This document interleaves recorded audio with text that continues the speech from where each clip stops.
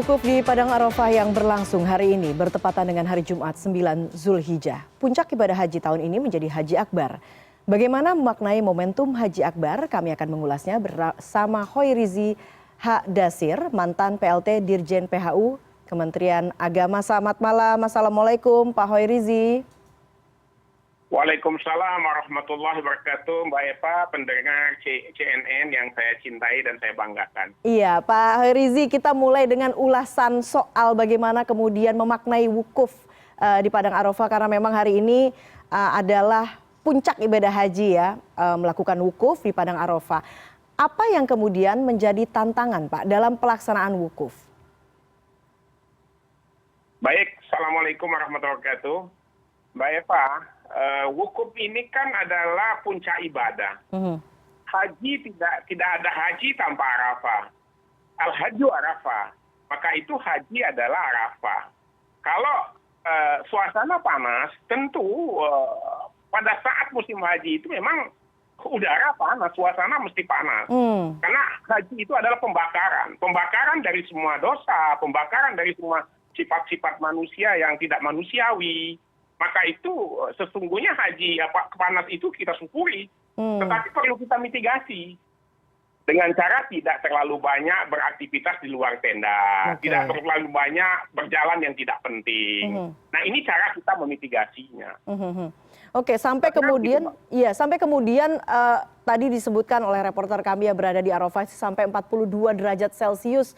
Begitu Pak Hoirizi. Nah ini bagaimana kemudian pemerintah sebagai pihak yang kemudian ikut mengelola, kita tahu pemerintah Arab Saudi yang mengelola ibadah haji secara keseluruhan, tapi kemudian untuk ibadah haji Indonesia ada pemerintah. Nah bagaimana kemudian strategi pemerintah menurut Pak Hoirizi yang ideal begitu ya untuk membantu jemaah haji mengatasi tantangan ini? Ya. Pertama kita syukuri dulu ya. Pertama kita syukuri haji tahun ini jumlahnya tidak sebanyak tahun-tahun sebelumnya. Kita alhamdulillah hanya 100.000 ya untuk Indonesia. Untuk seluruh dunia 1 juta. Biasanya 2-3 juta. Itu kita syukuri dulu. Yang kedua, dengan semakin sedikitnya jumlah jemaah, maka kepadatannya semakin berkurang. Sehingga tingkat kepanasan itu mudah kita mitigasi. Caranya bagaimana? Alhamdulillah pemerintah melalui Kementerian Agama, Bapak Menteri Agama sudah berusaha menyiapkan AC. AC yang segitu besarnya di setiap tenda, itu agar bagaimana di dalam tenda itu mendapat kenyamanan. Apa harapannya? Adanya kenyamanan di dalam tenda, jemaah diharapkan tidak keluar tenda. Nah, sehingga rasa panas itu akan terkurangi. Apa masalahnya hari ini? Banyak jemaah kita tidak terbiasa tinggal di dalam ruangan. Sehingga ketika ada di Arafah, kebanyakan mereka keluar, apalagi laki-laki. Kenapa? Karena dia mau merokok, dia mau ngopi. Nah ini sebenarnya yang perlu dimitigasi oleh jemaah, agar hal-hal seperti ini sementara ditunda dulu. Tapi apakah kemudian keluar... rasa panas itu bisa dikurangi. Oke, apakah kemudian tapi nanti keluar dari ruangan itu nanti mengurangi kemuliaan dari ibadah wukuf ini sendiri sebetulnya, Pak Hoirizi? Mbak Eva, sesungguhnya wukuf itu yang bagus di luar. Sesungguhnya ya wukuf itu yang bagus di luar tenda. Dia tidak terhalang oleh apapun. Karena disitulah puncak kita berkomunikasi dengan Allah. Kita seakan-akan kita ada di dalam pangkuan Allah ketika kita berada di Arafah itu. Karena terlalu banyak ibadah-ibadah ritual yang terjadi di situ. Kita tahu Arafah adalah tempat bertemunya kembali Adam dan Hawa ketika 40 tahun dia dipisahkan oleh Allah dari surga.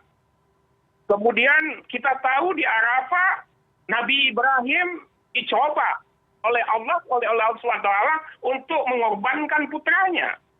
Kita tahu di Arafah terjadi Nabi Muhammad SAW melakukan khutbah terakhirnya, menyampaikan pesan-pesan kemanusiaan.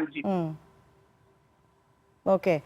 Oke, baik Pak Hoirizi. Kalau kemudian kita bicara, kita bandingkan begitu ya ibadah haji tahun ini dengan ibadah haji tahun-tahun sebelumnya. Satu, situasinya kemudian agak berbeda karena dalam situasi pandemi. Dan yang kedua, ini yang istimewa Pak Hoirizi. Karena bertepatan dengan hari Jumat. Yang kemudian disebutkan sebagai Haji Akbar. Apa keistimewaannya dan bagaimana kemudian memaknai baik bagi para jemaah haji yang saat ini berada di Arafah maupun juga mungkin masyarakat muslim yang saat ini berada di tempatnya masing-masing, di rumahnya masing-masing. Iya, iya. Gini Mbak, kenapa Haji Akbar itu menjadi harapan semua manusia, umat muslim? Karena Haji Akbar itu adalah haji terakhir Rasulullah. Jadi Rasulullah melaksanakan haji terakhirnya itu kebetulan pada hari Jumat. Nah, maka itulah kebanyakan umat muslim berharap bertemu dengan Haji Akbar sehingga harapan-harapan, doa-doa yang dia sampaikan kepada Allah SWT, baik doa permintaan, permohonan maupun doa meminta pengampunan, ini bisa terkabulkan. Inilah yang diharapkan oleh semua manusia, oleh semua umat muslim. Maka itu bersyukur jemaah kita yang tahun ini mendapatkan haji mabrur itu. Manfaatkan kesempatan Arafah ini sebaik-baiknya. Sehingga doa kita dikabulkan oleh Allah SWT.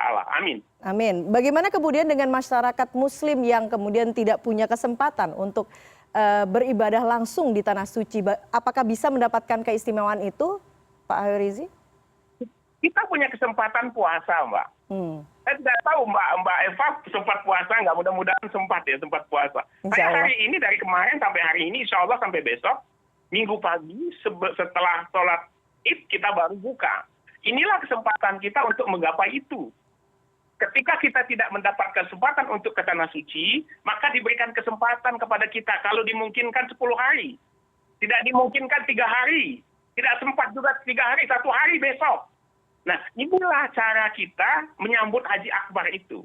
Sehingga dalam Haji Akbar itu kita banyak berdoa, kita banyak berzikir, kita banyak bermohon, baca Quran. Doa kita dikabulkan oleh Allah SWT. Paling tidak doa untuk agama, doa untuk bangsa, dan doa untuk negara. Baik, Pak Hoirizi, ibadah selanjutnya adalah kemudian mabit, lalu kemudian nanti akan ada melontar jumroh. Nah, ini apa saja tantangannya?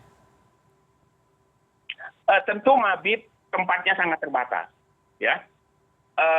Panitia penyelenggara ibadah haji dalam hari Satop Arafah menggerakkan jemaah untuk menuju Musdalifah itu hanya dalam hitungan jam. 100.000 manusia yang harus digerakkan dari Arafah menuju Musdalifah dalam tenggang waktu yang cukup 2 kilometer.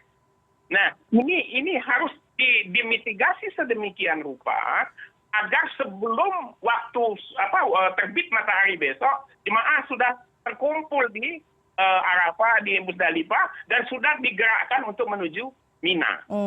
Supaya tidak terserang sengatan matahari pagi atau siang besok. Oke. Apalagi saat ini situasi pandemi begitu ya Pak Hoirizi, itu juga akan menjadi tantangan lain gitu. Betul. Maka kita harapkan jemaah terus menggunakan masker. Salah satu kita menghindari penularan itu adalah dengan cara aktif menggunakan masker. Masker adalah cara yang paling ampuh untuk kita terhindar dari penularan.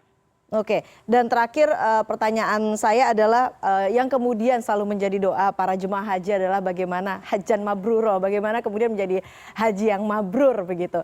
Bagaimana kemudian mendapatkan keistimewaan melaksanakan ibadah haji di saat Haji Akbar tahun ini dan mendapatkan keistimewaan haji mabrur itu?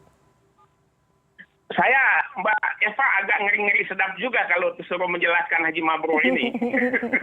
Kenapa? Persoalannya haji mabrur ini tidak ada yang tahu. Allah SWT orang itu mampu mendapatkan haji mabrur atau tidak. Jangankan kita menilai haji mabrur seseorang, menilai haji mabrur kita sendiri kadang-kadang kita tidak bisa. Tetapi kita punya cara mitigasinya. Bagaimana kita melihat orang itu melaksanakan ibadah haji dengan sempurna atau tidak, dengan baik atau tidak. Ketika dia dapat melaksanakan ibadah hajinya dengan baik dan sempurna, insya Allah nanti dia akan mendapatkan haji mabrur. Contohnya apa? Kalau dia kembali ke tanah air, kemudian dia merubah sifat-sifat kemanusiaannya, Yang tadinya pelit, dia tidak pelit lagi. Yang tadinya sombong, dia tidak sombong lagi. Yang tadinya sok pinter, dia tidak lagi sok pinter. Semua dia kembalikan kepada Allah Subhanahu wa taala, karena yang pinter segala-galanya itu adalah milik Allah. Manusia hanya sebagai manusia biasa, tidak ada punya kelebihan apa-apa. Dia hanya makhluk yang sekedar mempunyai naluri pikiran dan pemahaman. Baik, baik. Kita doakan tentunya mayoritas umat Muslim yang saat ini melaksanakan ibadah haji bisa mendapatkan haji mabrur, dan tentunya bagi umat Muslim yang kemudian tidak berangkat ke Tanah Suci mendapatkan keistimewaan dari Haji Akbar ini. Pak Hoirizi Hadasir, mantan PLT Dirjen PHU Kemenak, terima kasih atas waktunya di CNN Indonesia Newscast. Selamat malam, assalamualaikum Pak. Sama-sama Mbak Rifa, makasih sama-sama. Sukses. Assalamualaikum. Waalaikumsalam warahmatullahi wabarakatuh.